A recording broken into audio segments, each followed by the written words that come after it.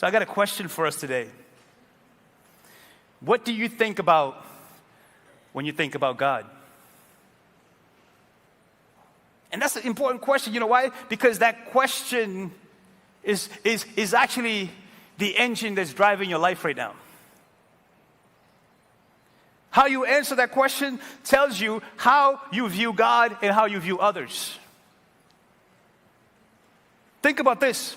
If you see God first and foremost as a judge, then you live with the baseline of judgment for yourself and for others.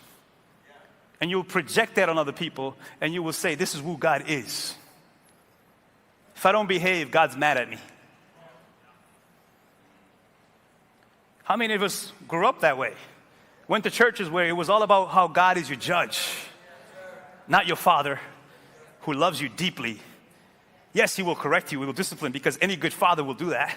But his bottom line in disciplining you is love, not judgment. If you see him as a distant entity, like a deity who created the world and then kind of let everything roll, what you do is you live a life that way. Yes, there's a God, but I got to do everything my own self. Just like having a father who wasn't present. And for a lot of people, that's their God. It's a distant God. Yes, he created the world, but he doesn't really care about, am I going to be able to pay my bills?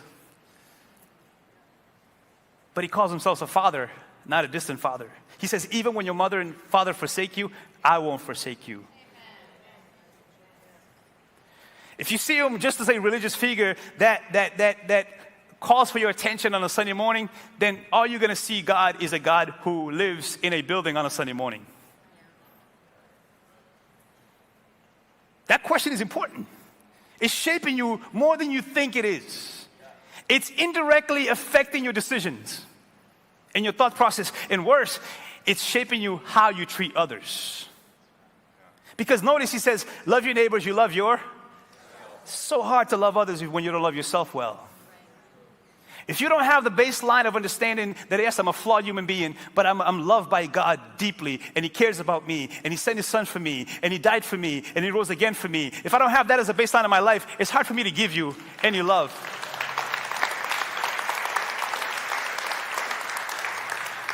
And it breaks my heart because what I'm seeing is I'm seeing a lot of people who have religion as a backdrop, but baseline is not love. So instead of coming to church to find God, we come to church to find faults.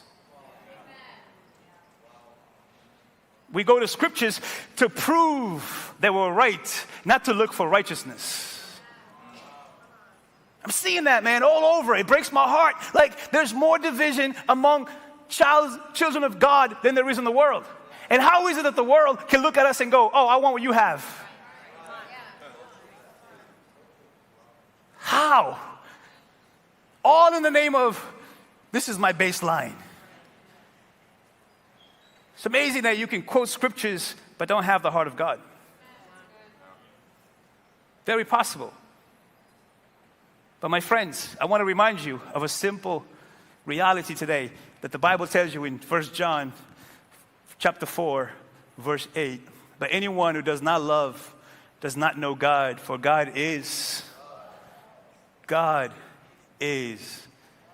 love.